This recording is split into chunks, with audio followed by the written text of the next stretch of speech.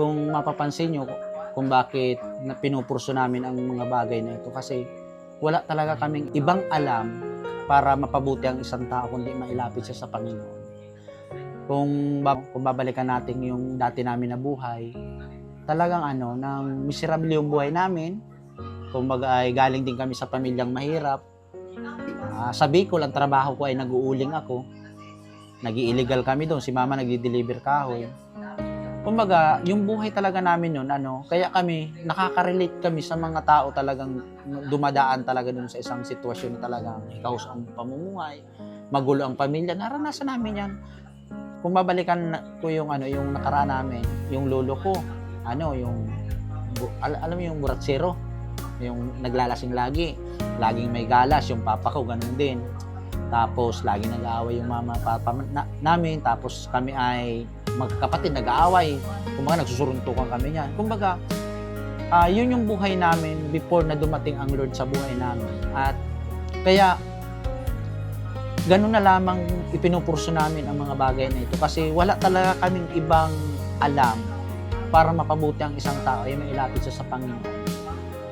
Kaya ganun na lamang kami na ipinupurso yung mga bagay na ito na maihayag yung goodness ni Lord, yung Word of God. Kasi ito lang yung nakikita namin para magkaroon ng changes sa isang tao. Naalala ko nun, kala ko nun, talagang wala na akong pag-asa. Kasi ako, para sa kalaman ng lahat, hindi rin ako nakapagtapos ng pag-aaral. Unlike yung dalawa kong kapatid na yun, ay nakapagtapos ng college yun. Pero ako, before akong katagpuin ng Panginoon, talagang nag-uuling na talaga ako. Kumbaga, natanggap ko na sa sarili ko na ito na yung buhay ko. Kasi unang-una, kapag requirements ng lipunin ang pagbabatayan, hindi talaga ako pwedeng hindi ako pwede sa mga opisina.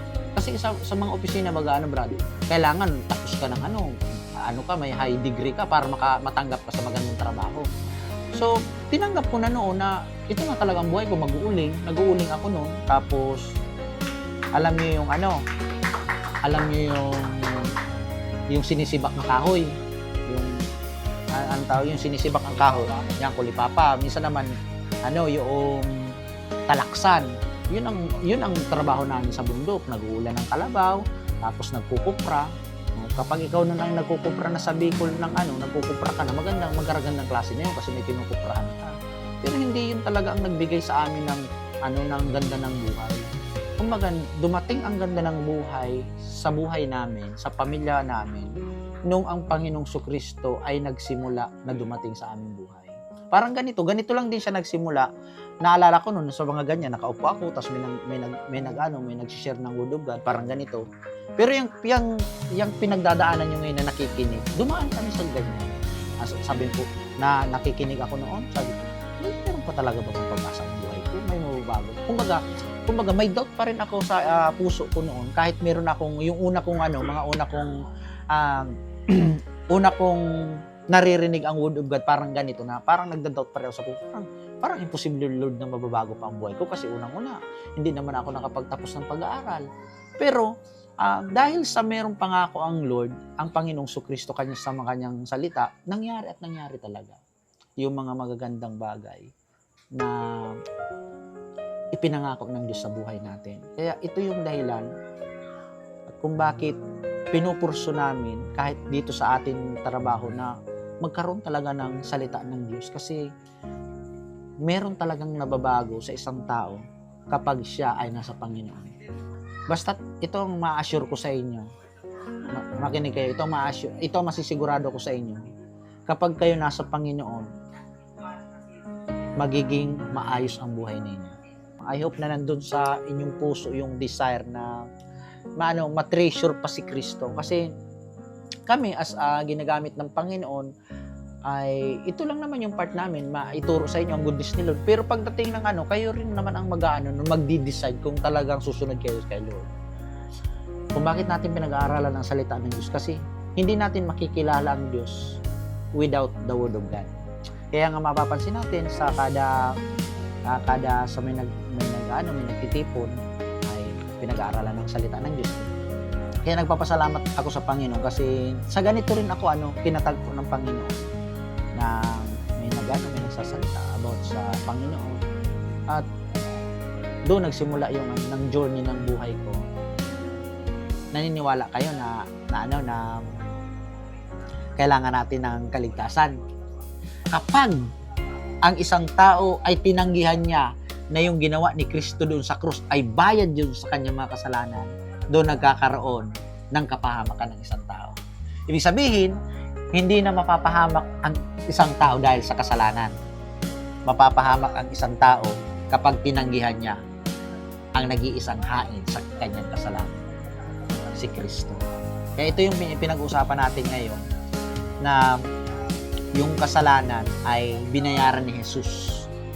Kaya yung buhay na walang hanggan, makakamtan lang siya kapag pinaniwalaan natin si Kristo.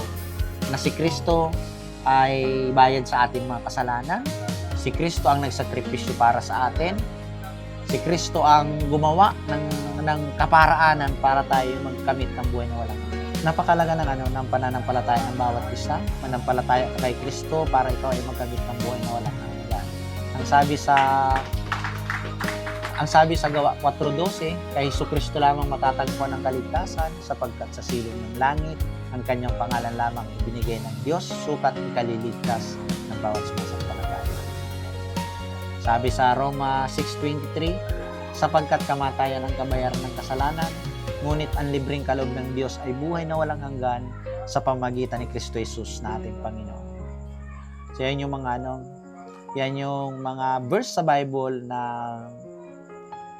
nagbibigay sa atin ng assurance. Ang sabi sa John 3:16, gayon na lamang ang pag-ibig ng Diyos sa iyo. Ibinigay niya ang kanyang kaisa-isang anak, si Kristo, upang kapag ikaw ay sumampalataya sa Kanya, ay hindi ka mapahamak bagkus magkaroon ka ng buhay na walang hanggan. So, sa atin, napakalaga ng pananampalataya natin sa Diyos. Tanggapin mo siya bilang Panginoon at sariling tagapagligtas. Naniniwala ka, mahal ka ng Diyos. Ikaw, naniniwala ka, mahal ka ng Diyos. Kasi minsan, mababaw lang minsan ang pagkaka-interpret ng mahal ako ng Diyos. Sabihin, kung mahal ako ng Diyos, bakit ganito ang buhay ko? Ba't pinapabayaan niya akong ganito? Minsan, parang ganun lang kababaw ang pagtingin natin ng pagmamahal ng Diyos. Pero ang matinding ipinakita ng Diyos na pagmamahal sa iyo nung namatay siya sa atin nung tayo mga makasalanan pa. Sipin mo, tingnan mo to, bibigyan ko pa ng isang ilustrasyon na grabing pagmamahal ng Diyos. Ikaw, may kapatid ka? Meron. Ito. Payag ka na yung kapatid mo, babayaran yung kasalanan ng mga tao dun sa bilangguan. Pero yung kapatid mo, halimbawa lang, mabait yung kapatid mo. Yung kapatid mo ay inosente, kumbaga masabi mo, napakabait ng kapatid ko ito, papayag ka na mamatay yung kapatid mo alang-alang doon sa mga nakabilanggo, sa mga holdapper, sa mga nang-rape. Papayag ka, di ba? Hindi. Pero ipinakita yun ng pagmamahal ng Diyos nung namatay si Kristo nung tayo mga makasalanan. Tama? Ganun katindi ang pagmamahal ng Diyos. Kasi akala natin, yung kasing interpretation natin sa pagmamahal, napakababaw. Bakit ako pinapabayaan ng Diyos? Bakit ganito ang buhay ko? Napakababaw yun. Pero pag tinignan mo, pag pinalalim mo, gaano ka kamahal ng Diyos, isipin mo, iisang anak ng Diyos, si Kristo. Sabi, bugtong na anak. Tama. Sinabi pa doon ng Diyos, yung Diyos, sabi kay Kristo, ito ang pinakamamahal kong anak, pakinggan niyo sila. Mahal niya yung anak niya. Pero bakit hinayaan niyang mamatay para sa atin? Kung sinabi ng Diyos na mahal niya yung kanyang anak, si Kristo, bakit hinayaan niyang mamatay? Ibig sabihin, kung mahal niya yung si Kristo na kanyang nag-iisang anak, bugtong wala nang iba, na hinayaan niyang mamatay doon sa krus, gaano kanya kamahal? Gaano kakamahal ng Diyos? Nagets niyo? Kung hinayaan ng Diyos Ama na mamatay si Kristo sa krus para sa ating mga kasalanan, sinabi niyang, ito ang aking anak na lubos kong kinalulugdan. Kumbaga, mahal niya yung kinalulugdan niya.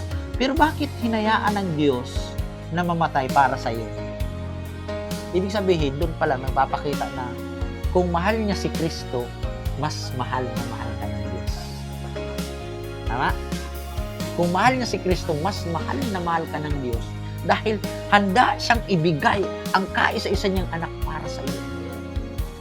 Para bigyan ka niya ng buhay na walang hanggan.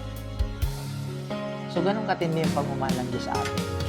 At sa ngayong gabi, formal natin na tanggapin si Lord bilang Panginoon at sariling tagapagligtas. Okay ba yun sa inyo? This evening, hayaan nyo na ay pag-pray ko kayo. Sundan nyo ako sa maiksing panalangin ng pagtanggap. Iga-guide ko lamang kayo ng panalangin pagtanggap.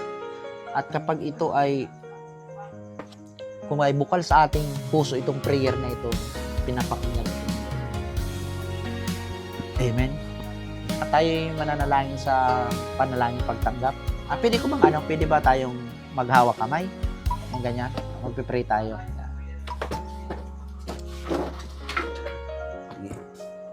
Itong prayer kong ito ay sundan nyo ako.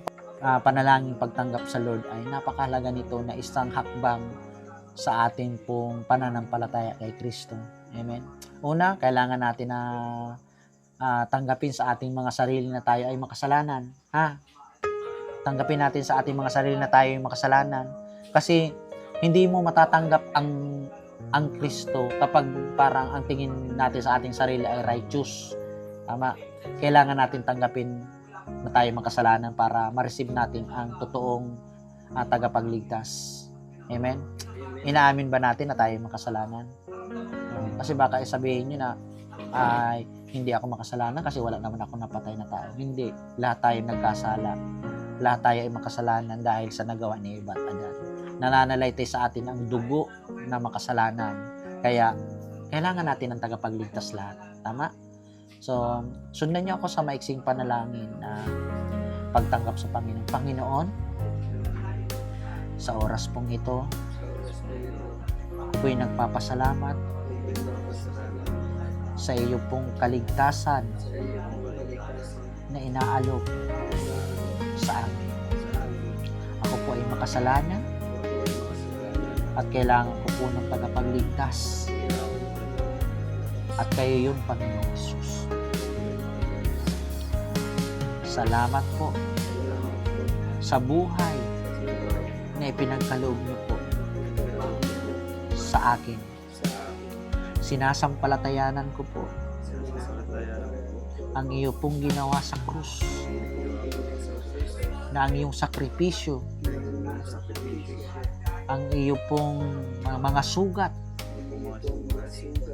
ay para po yun sa akin,